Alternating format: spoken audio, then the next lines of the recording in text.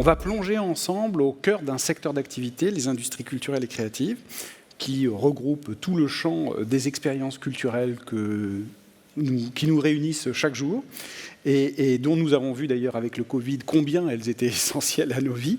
Alors, on va essayer de comprendre comment le numérique, le digital et aujourd'hui l'immersion transforment, enrichissent cette expérience.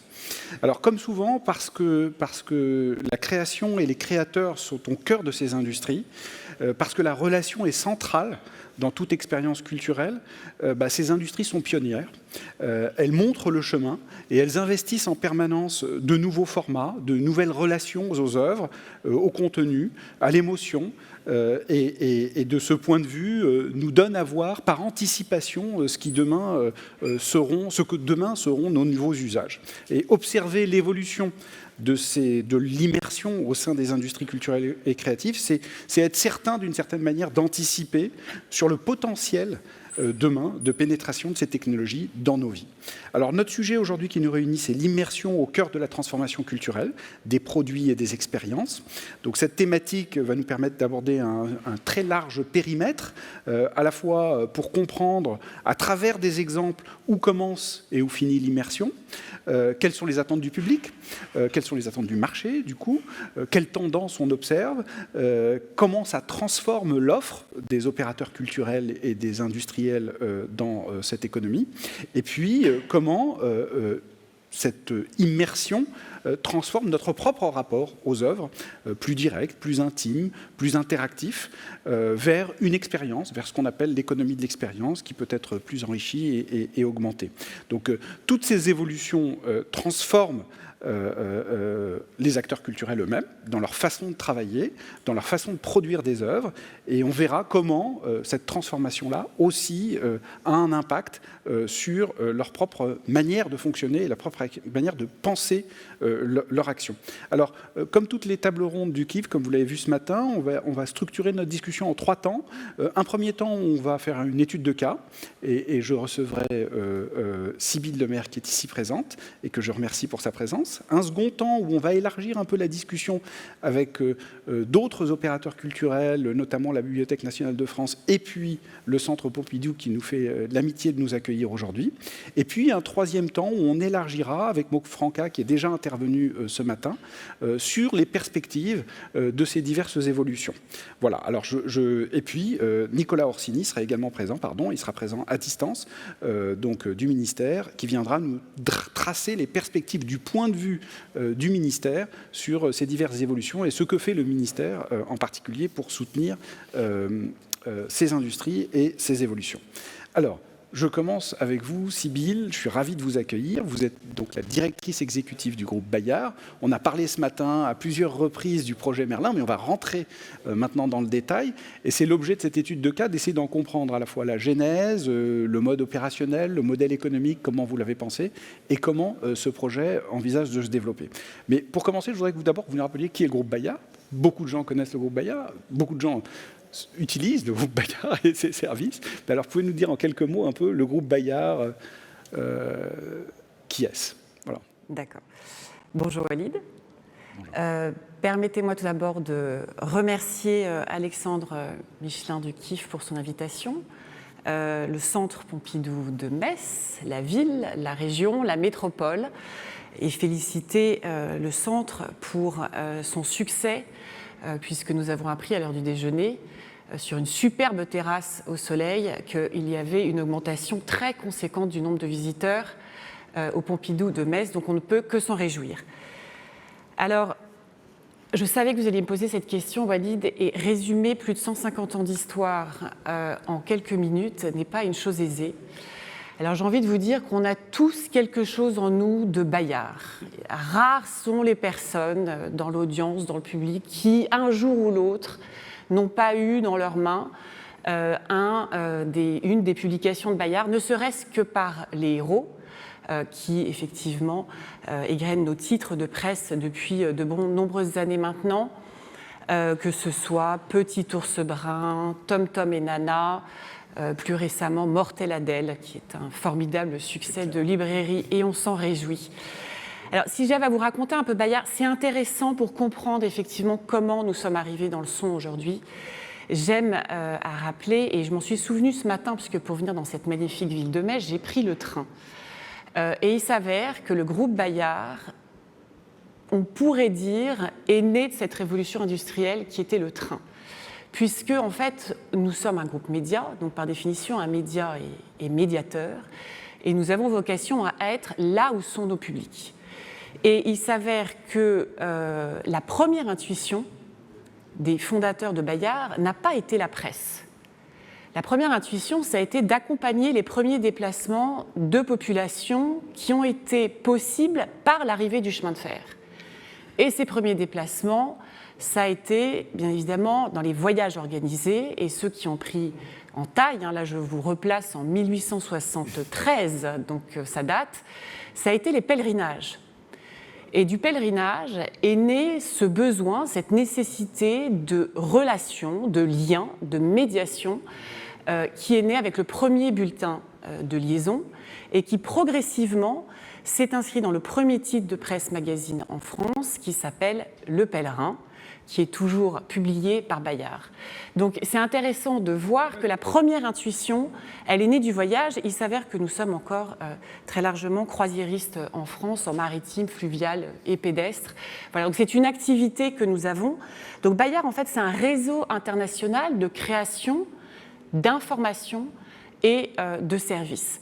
Donc, sans remonter à toute l'histoire, c'est vrai qu'il y a eu le Pèlerin, donc de la presse religieuse. On a eu La Croix qui est arrivée parce qu'il y avait une nécessité de temporalité qui était plus importante, qui existe encore aujourd'hui. Et puis, je m'arrêterai plus particulièrement sur ce que les personnes connaissent, qui est aujourd'hui la presse dite éducative jeunesse. Alors là aussi, je recontextualise un peu les choses. On est en 66, nouvelle pédagogie, place de l'enfant dans la société, grand questionnement, Dolto, grand mouvement. Et il y avait à ce moment-là la bibliothèque verte et la bibliothèque rose, et il y avait les ateliers du Père Castor. Et en fait, ce qui est intéressant chez Bayard en création, c'est qu'on est toujours d'une singularité pour le rendre universel. C'est-à-dire que le premier titre de presse en jeunesse qui est sorti, c'est Pomme d'Api. Pomme d'Api, il a été créé par deux grands acteurs de la presse, les Beccaria. Leur fils leur fait honneur encore aujourd'hui, avec les arènes.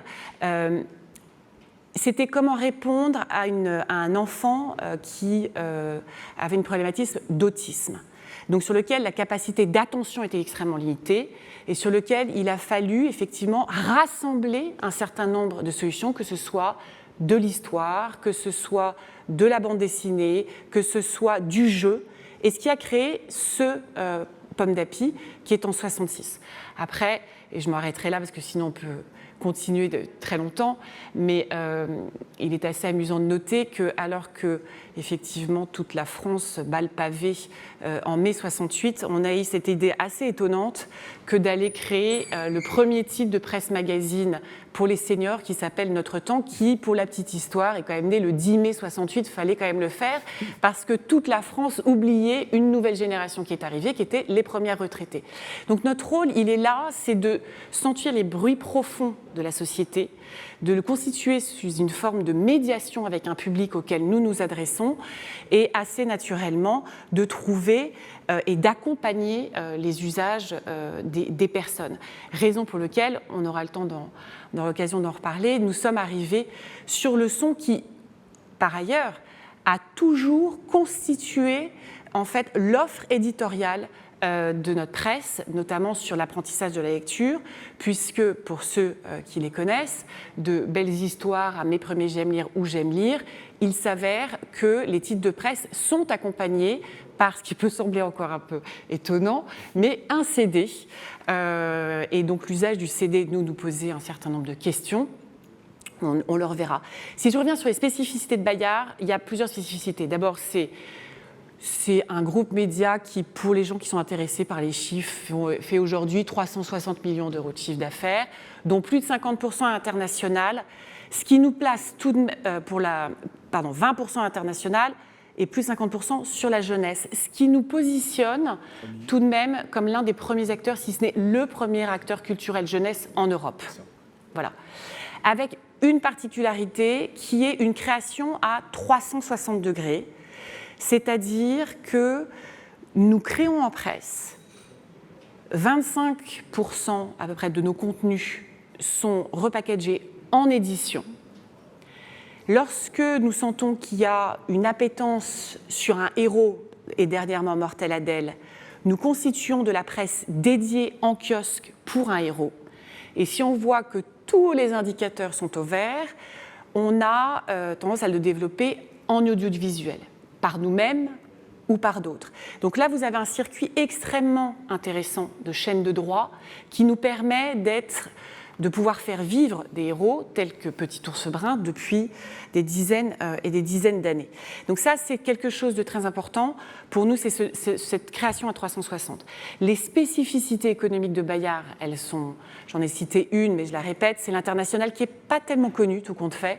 Mais c'est vrai qu'on a plus de 20% sur notre chiffre. On est un des premiers acteurs présents en termes de temporalité et de volume, à la fois aux États-Unis, en Chine. On a toute forme de modalité de présence, que ce soit par la vente de droits, ça peut aller jusqu'à de la filiale, ça peut aller jusqu'à du rachat, de la croissance externe. Voilà. Ce qui nous permet, à l'heure du digital, peut-être qu'on y reviendra, sur des modèles économiques qui sont complexes, de pouvoir quand même les dispenser au niveau international et ne pas rester uniquement sur une rentabilité de marché français qui n'est pas simple. Donc ça, c'est la première chose. Ce que j'avais aussi envie de vous dire, c'est qu'effectivement, beaucoup le savent, la force du groupe, c'est son portefeuille abonné, c'est la confiance des abonnés. Nous parlons chaque mois à plus de 30 millions de personnes, 5 millions d'abonnés, 1,3 million pour les enfants. Pour vous donner un ordre d'idée, donc ce qui donne quand même une responsabilité éditoriale très forte, 2 enfants sur 3 lisent J'aime lire. Alors, ils ne nous achètent pas, hein, on nous retrouve beaucoup dans la bibliothèque, à l'école, etc. Mais c'est vrai que c'est une spécificité. Ce qui me fait arriver à mon dernier point sur cette partie jeunesse, c'est qu'on a une autre spécificité, c'est qu'on a un lien très particulier, très étroit avec l'école. Il est historique. Beaucoup d'entre vous ont dû nous connaître dans ce lieu-là. Si ce n'est pas les CDI, c'est souvent l'école. On a un lien très fort avec les professeurs. Et aujourd'hui, 30% de nos abonnements passent par l'école. Et Bayard est considéré du côté de la jeunesse comme un tiers-lieu éducatif entre les enfants, les parents et l'école. Ce qui nous donne une place tout à fait singulière dans le rôle que nous devons jouer sur ce point-là. Et c'est vrai qu'on a un réseau de 200 délégués qui, tous les jours, visitent les écoles. Pour rappel, parce qu'on m'en a parlé au déjeuner, Milan Presse, effectivement, fait bien partie, en fait, du giron de Bayard. Nos amis et, toulousains sont bien dans notre offre jeunesse. Qu'est-ce que je pourrais vous dire d'autre ? C'est que à partir du moment où je vous ai dit qu'on a vocation à être là où sont nos publics, et notamment la jeunesse, très naturellement, on a décliné de la presse, qui était le média, voilà, on est issu de la semaine de Suzette et la presse est arrivée de là. Ensuite, on s'est essayé à l'édition, puis à l'audiovisuel, et le son, et notamment cette idée de développer ce projet avec Radio France, dont on va reparler, est arrivé très, très naturellement. Il y a quelque chose auquel on croit, et je sais que Walid, nous y croyons tous les deux, c'est cette idée que pour nous, aujourd'hui, le digital nous pose 2 questions. Elle nous pose une question de modèle économique, hein, qui est quand même complexe aujourd'hui, et puis on a besoin de relais d'expertise, de complémentarité d'expertise, que nous n'avons peut-être pas. Voilà, on s'est essayé au jeu, voilà. Et là, aujourd'hui, on est plus dans cette idée d'aller co-construire ou d'investir à l'extérieur. Ça se sait peut-être moins, mais on vient d'investir dans le jeu éducatif avec PowerZ. Je ne peux pas vous l'annoncer, ça sera finalisé à la fin du mois, mais sur une grosse acquisition aussi.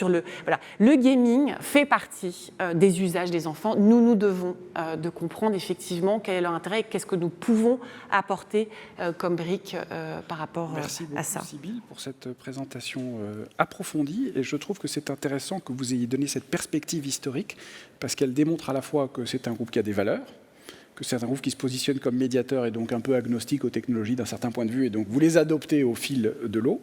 Et ça va être intéressant pour comprendre comment vous positionnez sur cette question de l'immersion. Et puis enfin, vous êtes à l'écoute du marché. Oui. Ça, je pense que c'est très important. Et dans notre discussion cet après-midi sur cette question des industries culturelles et créatives, c'est vraiment de partir des besoins de marché, d'essayer de comprendre comment on peut traduire cette transformation et essayer d'embrasser ces technologies qui nous ouvrent des perspectives énormes pour répondre aux attentes de ce marché. Alors précisément, les attentes de ce marché, comment ont-elles initié ce projet magnifique, Merlin? Peut-être un mot d'abord sur d'où vient la genèse de ce projet avant que vous nous le présentiez précisément, même si on a pu voir quelques images ce matin.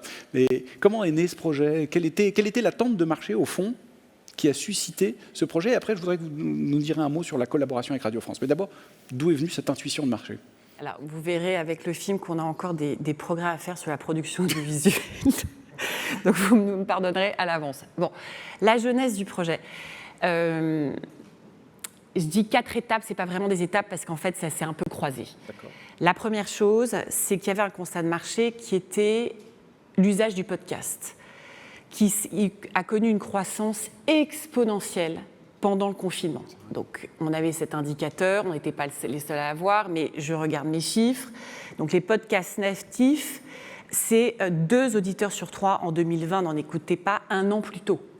Donc, il y a une progression assez forte et on estime à plus de 30% l'augmentation des revenus sur les podcasts et notamment du côté de la jeunesse. Donc nous, ce qu'on a observé, c'est le marché. Moi, je ne suis pas là pour aller dire aux gens ce qu'ils ont à faire, j'ai besoin de regarder ce qu'ils font, d'accord ? Et ensuite, pouvoir m'en inspirer. Il y avait ce point-là. Ensuite, assez vite, lorsqu'on a fait, on a demandé, parce que l'avantage que nous avons, c'est qu'on a un lien direct avec nos publics. Donc on peut les questionner, les interroger, les tester, et ils sont ravis de construire aussi, nous construisons aussi avec eux. Il y avait des frustrations très fortes qui apparaissaient par rapport aux offres qui étaient sur le marché. Il y avait des offres de podcasts, il y avait déjà des offres sur l'audio, bien évidemment, qui généraient une frustration sur l'autonomie de l'enfant. Et qui dit, en tant que bonne mère de famille, non-autonomie de l'enfant, assez rapidement la non-autonomie du parent. Donc, effectivement, ça devenait un sujet. Il y avait un sujet qui est monté de plus en plus, qui est l'exposition aux écrans. Alors, il était déjà présent, mais le confinement l'a vraiment accentué, donc on l'a senti. Et le troisième élément qu'on a observé et que Radio France a observé, et ça par contre on a été beaucoup moins à l'observer, c'était la difficulté d'accès au contenu de qualité. Parce qu'il y avait trop de contenu, les parents se perdent, il faut télécharger, j'ai pas le fil, et puis ça se mélange avec plein de trucs. Non, les gens ont quelque chose de simple, sur lequel ils se sentent sécurisés. C'est quand ils reçoivent un titre de presse Bayard ou qu'ils écoutent Oli ou les Odyssées, ils savent qu'ils sont dans un univers sécurisé avec du contenu de qualité. Je rappelle qu'ici, on parle d'une offre pour des enfants de 0 à 8 ans, ou de 1 an à 8 ans. Donc c'est vrai que cet élément-là est très très important. On a mis d'ailleurs les diapositives. J'ai déjà tout dit, je crois. Non, mais c'est bien, mais c'est parfait. Donc, poursuivons là l'observation de marché. Du coup, comment vous traduisez ça ? Alors, vous voyez, c'est vrai que le marché s'est concentré sur les 2 premières frustrations, l'autonomie et les écrans. Ouais. Mais alors, on a quelque chose en commun avec Radio France, c'est qu'on est des éditeurs. On n'est pas des fabricants. Donc, la partie contenu était pour nous constitutive de ce que nous sommes. Donc, on n'est pas arrivé en se disant « je veux le truc ». Non. Nous, on a la connaissance du public et on est des acteurs de la création. Donc, c'est vrai que très vite, on s'est dit « ce que nous souhaitons, c'est porter la valeur dans le contenu ». Après, tant mieux si, effectivement, et on en est assez fiers, l'enceinte correspond à ce que les enfants souhaitent. Et notamment, il y a quelque chose de spécifique sur l'enceinte, je ne sais pas si vous l'avez vu. Voilà. Alors, effectivement, sur la question des contenus, voilà. Si j'avais à résumer, on est beaucoup sur la notion du développement de l'imaginaire, l'interaction, l'autonomie, l'ouverture sur le monde et l'apprentissage. Donc c'est vrai qu'on a cette idée-là que nous partageons. On l'a testé auprès du public et voilà, les évocations communes, c'est confiance, qualité, valeur sûre. Voilà. Et la promesse perçue était effectivement ce que nous souhaitions. Sur cette notion de transmission, modernité, ludisme et savoir, c'est quelque chose d'important pour nous. Voilà les contenus qui vont être accessibles, quand même, qui sont absolument superbes. Pierre et Loulou, Olma, les Odyssées, enfin, que des choses que vous avez déjà dû côtoyer. Si je reviens sur la genèse, je crois que c'est comme pour beaucoup de choses, ça a été une rencontre, voilà, avec Radio France. Sybille, ce que vous disiez tout à l'heure sur la nécessité de collaborer pour aborder ces moi, j'ai une conviction profonde, c'est qu'aujourd'hui, on ne peut plus faire tout seul. Très bien. Parce qu'on doit atteindre des tailles critiques auxquelles on ne peut pas. Il y a une question d'accélération de marché, il y a une question de... Moi, je crois... Effectivement, on a des équipes qui sont formidables, qui ont des forces reptiliennes, qui sont en capacité de gérer cette accélération tout en étant en capacité de production.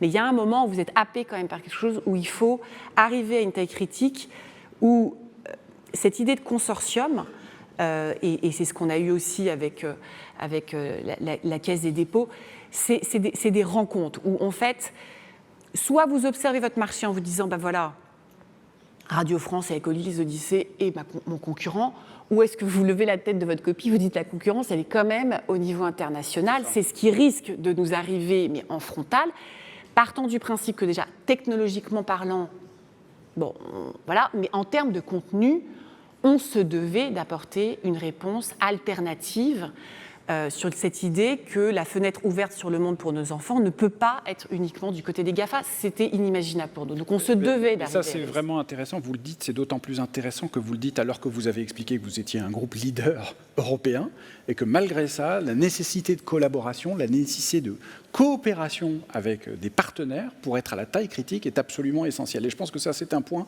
clé dans notre question du marché, de l'immersion et des ICC. De manière générale, il y a à la fois les fournisseurs de technologies, il y a à la fois les fournisseurs de contenu. Et si on veut atteindre une taille critique, il faut organiser ces coopérations. Et je pense que c'est un des enjeux du KIF, d'ailleurs, au passage.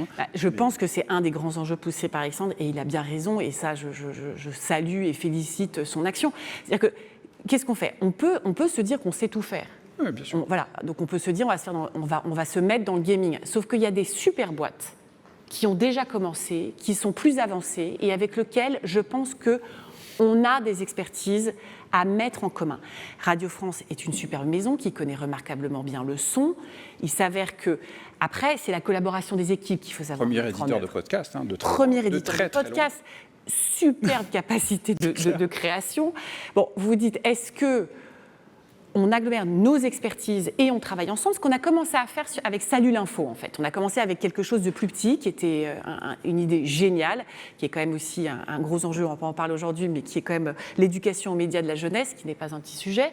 Donc, ils reçoivent d'informations en flux permanent, sans véritablement comprendre ce qu'on leur dit. On s'est attelé avec Radio France à créer Salut l'Info, qui est une collaboration entre Radio France et Astrapi. C'est comment est-ce qu'on met l'information à la hauteur des enfants. Là, c'était comment est-ce qu'on met en fait le son, une proposition éditoriale commune à hauteur des enfants.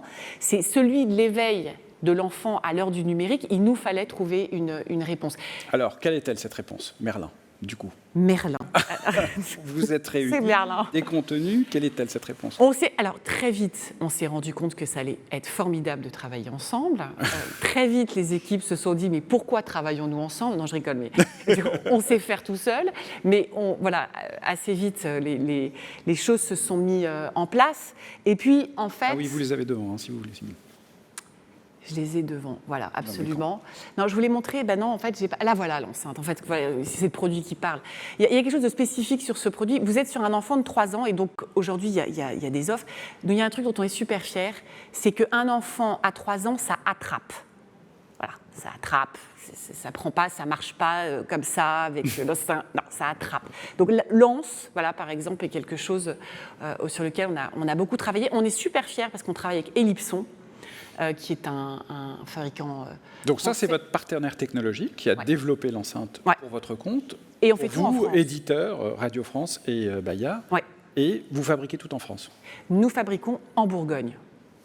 Voilà. Il y avait de la choix entre la Bourgogne et le Pays Basque. J'aurais plus tenté le Pays Basque, mais c'est la Bourgogne qui a gagné. Bon, ça, c'est une raison très personnelle, mais c'est la Bourgogne qui a gagné. Voilà, c'est en France. Ce qui nous a demandé effectivement un développement plus long. Et puis, et pourtant, on a réussi à maintenir un prix médian de marché qui est juste en dessous de 80 €. Voilà. D'accord. Et pour comprendre le modèle économique, aujourd'hui, cette enceinte, elle est vendue en stand-alone, elle est vendue avec un abonnement. Quel est le modèle économique aujourd'hui du projet tel que vous l'imaginez avant son lancement, que je comprends être à Noël? Oui, absolument. Bon. Les précommandes sont possibles. Voilà, exactement. J'ai mon crayon avec moi qui veut. Non, le prix est à 80 €. Dans l'enceinte, en fait, vous avez 40 contenus qui sont préembarqués, téléchargés, et vous en avez 200 de disponibles via une app. Que vous pouvez, parce que vous pouvez connecter en fait le temps du téléchargement, l'enceinte avec votre app et télécharger les contenus supplémentaires. Voilà. Il y a le petit film normalement suffisamment qui doit arriver pour vous expliquer effectivement toute l'ergonomie. On peut peut-être lancer le petit film juste pour le début en tout cas du film et puis continuer. Oui, tout le début. Vous voyez un peu l'ergonomie et de l'enceinte et comment ça fonctionne. Et je voudrais, pendant qu'on voit le film et que vous observez comment ça fonctionne, peut-être là cette fois-ci qu'on aborde l'immersion parce qu'on est sur une rencontre centrée autour de l'immersion. Là, on a une enceinte déconnectée. L'immersion, c'est quoi là, le son ? Alors, elle est déconnectée parce qu'il y a un point qui est très important pour nous aussi, c'est que le fait que le choix de l'enfant ne soit pas influencé par des algorithmes. Ça, c'est une question qui était importante pour nous. Et il n'y a pas de collecte de données. D'accord. Voilà, c'est assumé. Donc la confiance et la transparence. Ça, c'était essentiel pour les parents, si j'ai bien compris. Alors, le son, l'immersion. Peut-être on peut lancer la vidéo et en même temps, on commence à répondre à ces questions. Alors, je sais pas, on peut lancer la vidéo, c'est possible ? Voilà, la vidéo arrive. La première minute.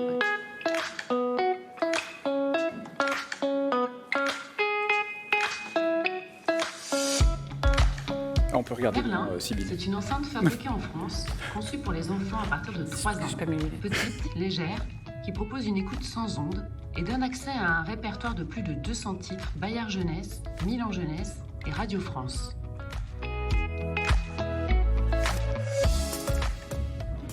En allumant leur enceinte, les enfants peuvent accéder à leurs histoires, à des musiques, à des documentaires sur le monde, à des contenus calmes et à des contenus pour apprendre. Au gré de leur navigation, les enfants peuvent explorer les catégories représentées dans chaque grand univers. De tout l'ensemble des catégories qui sont représentées ici, puisque vous n'avez pas que des histoires en fait. Vous avez énormément de choix possibles. C'est une V1, on a vocation à élargir ce catalogue de par nos propres productions ou la production d'autres éditeurs qui nous ont déjà... Ça, c'est un point très important parce que finalement, vous n'êtes pas les premiers sur ce marché. Non. Il y a déjà aujourd'hui des offres, mais en fait, c'est la première offre d'éditeurs. Oui. Les offres précédentes, c'est plutôt des offres de gens qui proposaient un device avec une technologie, et c'est la première offre d'éditeurs, c'est-à-dire conçue comme une plateforme pour déployer des contenus. Absolument. Et ça, pour vous, c'est le point qui peut faire la différence sur le marché. On pense, oui. J'imagine.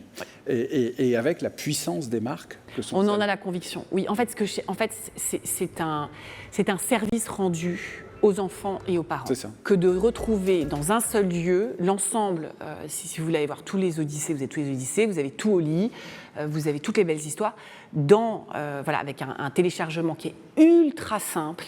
Donc, il n'y a pas le fil, le truc, le machin. Ça se fait... Sur l'appli des parents. Oui, bien sûr. Absolument. Et vous retéléchargez ce que vous souhaitez. C'est qu'en plus de ça, vous avez... parce que comme on est éditeur, donc c'est la curation qui est quand même, pour nous, été très importante. Donc vous avez un référencement par tranche d'âge, par thématique, par activité, par ce que vous souhaitez. Vous pouvez croiser. Métier, qui est celui de la médiation. Oui, donc la médiation-curation. Exactement. Absolument. On revient à votre métier. Ouais. Alors peut-être un mot sur le son maintenant pour conclure. Alors peut-être un mot pour dire que tout cela n'aurait pas été possible sans la Caisse des dépôts. Bien sûr. Et si j'osais la nommer, Maude Franca. Qui nous rejoindra tout à l'heure et qui a cité d'ailleurs Merlin. Puisque dans le plan économique, il y a quand même beaucoup la Caisse des dépôts. Comme investisseur avisé. Comme investisseur avisé. Donc ce qui incite d'autres investisseurs à aller sur ce sujet. Parce que comme vous l'avez dit, vous êtes parti d'une problématique de marché. Il y a un marché, il y a une attente qui aujourd'hui n'est pas satisfaite. Pour Bayard, peut-être dire aussi qu'il y a un marché, on le sait d'autant plus que je rappelle que nous pressons, en fait, encore aujourd'hui, 3,5 millions de CD par an. Ouais. Donc il y a quand même une question de RSE et qui s'imposait à nous, de proposer une alternative. Ce qui en plus donc, fabrique des impacts positifs. Exactement. Alors, un point quand même, je voudrais revenir à cette question de l'immersion, le son. Oui. Vous êtes à un forum autour de l'immersion. Oui. Pourquoi cette offre est immersive? Pourquoi le son est immersif et pourquoi vous le pensez comme une offre immersive depuis le début et que c'est votre conviction forte, notamment pour les enfants?